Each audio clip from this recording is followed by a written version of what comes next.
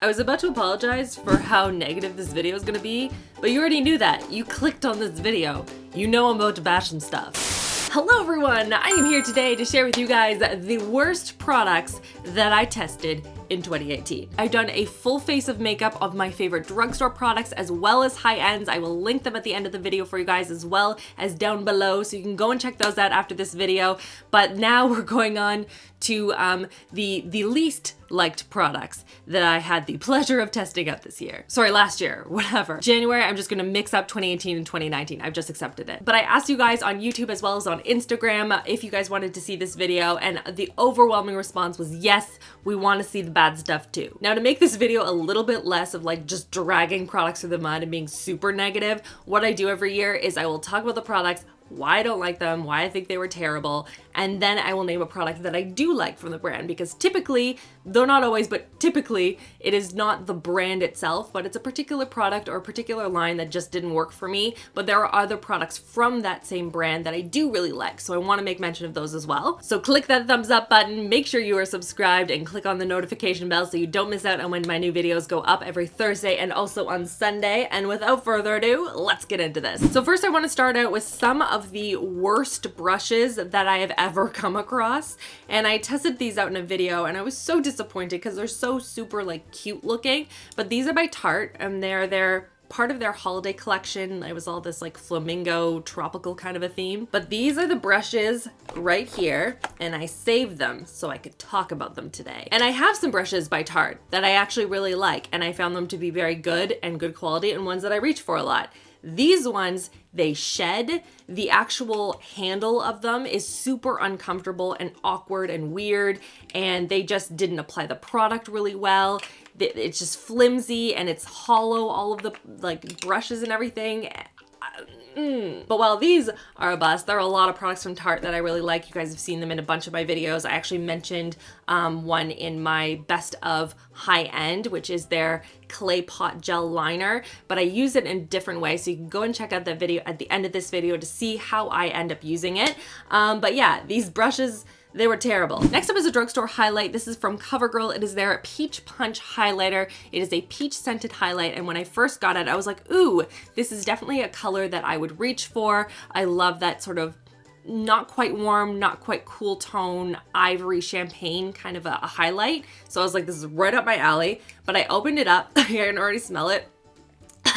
The scent is awful. It's like a really, really terrible peach scented candle in a factory. And then on top of that, it is a very, very glittery highlight in a very chunky kind of a way, and it just didn't impress me at all. It's not metallic at all. It just ended up looking like sparkles on my skin. I was super disappointed in this.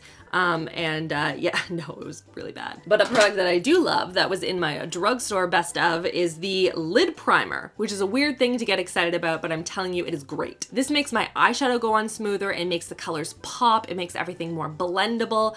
I can't explain to you how much I like this lid primer. You need to try it. It's a really, really good one. But this thing was terrible. They launched actually a couple of different like trios and things like that that had highlights in them. They're all super glittery or just like a weird undertone. I don't know what happened with this, but did not like it. Another drugstore highlight that I was not a big fan of is by L'Oreal. It's their True Match Lumi Glow Nude Highlighter Palette. This is their warm one, and in playing around with these shades, they are super chalky. They're like not pigmented at all, and the tones are kind of weird to me. Like this is like actually like bright orange, and it's not showing up at all. It's not super glowy.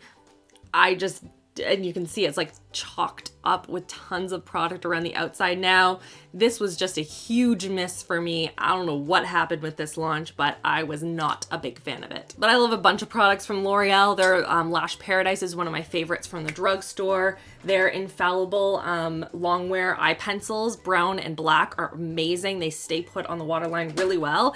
But this was just among the worst highlights that I've ever tried. Next up is a product that I don't normally talk about, and this is a top coat for nails, and this is by CND. It's their Viney Luxe Longwear top coat, and you're supposed to put it on top of their nail polishes, and it's supposed to adhere to it properly in a certain way and make the nail polishes last longer. And I tried it on their nail polishes, I tried it on different nail polishes, and it just chipped almost immediately. And again, I'm not great with my nails and I know that, but it shouldn't chip within like the first day of applying it. And to be honest, I didn't really like their nail polishes either. And I haven't tried anything else from CND. So if there's anything you know from this brand that you like, leave it down below, because I don't know. Now onto a product from Fenty Beauty. This is their metallic eye and lip crayon. This is from their kind of wintry collection.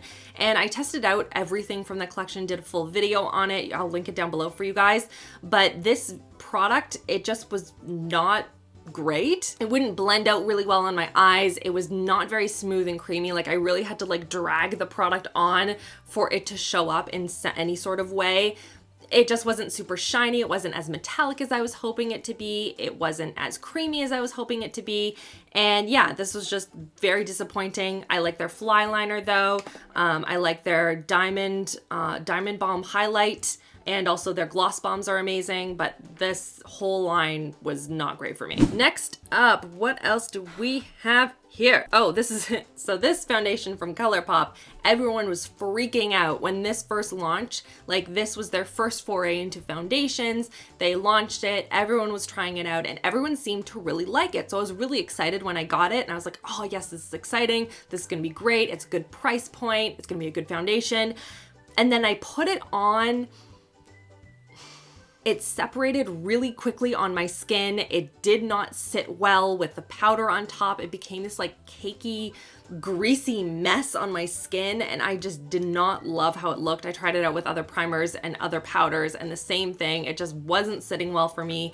Was not a fan, but they did launch a stick foundation, which was entirely different from this one, and I really liked that one, and it looks beautiful on the skin, but this one was a greasy disaster for me. Next up, we have a high-end lip product, and I first saw this on the Sephora website, and I was like, ooh, this looks really interesting. I want to test it out. So I did a full video testing it out. You can go and watch it and just, you know, laugh along at my struggles. But it is by Guerlain and is their lip ink. And what was interesting about it is it had this blue shade, which was supposed to be a transformer. So it was supposed to be applied on top of or underneath, I can't really remember, of the other lip colors within this line, and it's supposed to transform it, change it up, make it a little bit different, and you can adjust it to make it an entirely new color, was how they sort of presented it. And it did not do that. It was not a good look at all. It was very streaky. It turned it sort of this browny, it was awful. Did not have a great experience with that. Their Guerlain bronzer, that's a great one. I love it. It's very scented, but it's a beautiful, beautiful bronzer.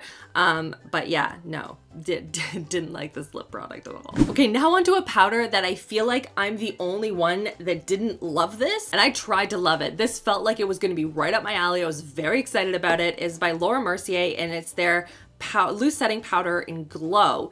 And this is supposed to have like a little bit of a glow factor to it. You apply it, it's supposed to give a nice like radiance to the skin.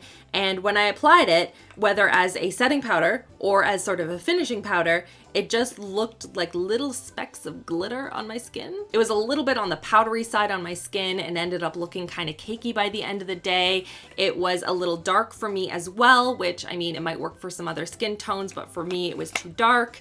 And I just didn't have a good experience with it. I don't know, have you guys tried this before? Because like, I feel like I'm the only one that did not like this at all. They launched a really good concealer this year though, which I used in the best of your favorites subscriber tested products. So you can go and check that out. That was amazing. That's a great concealer, but the powder was terrible. Now let's talk about this drugstore foundation, which looks super weird. It's the Revlon Photo Ready Insta Filter Foundation. It has a sponge on the end as the applicator, and all the product comes out the middle like that. Just looks gross. Just looks gross. And then you're supposed to apply it to the skin and kind of buff it in, but I found the sponge to be very small and very stiff, and it didn't blend it out well. It didn't have a lot of really good coverage for me.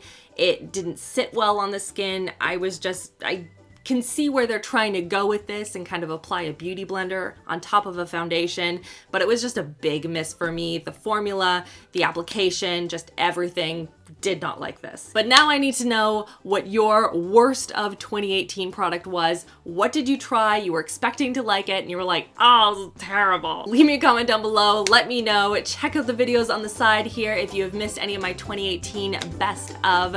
Make sure you go and subscribe so you don't miss out on new videos every Thursday and also on Sunday. And that's everything. I hope you guys are having an awesome, awesome weekend, and I'll see you guys all in my next video. Love you all. Mwah.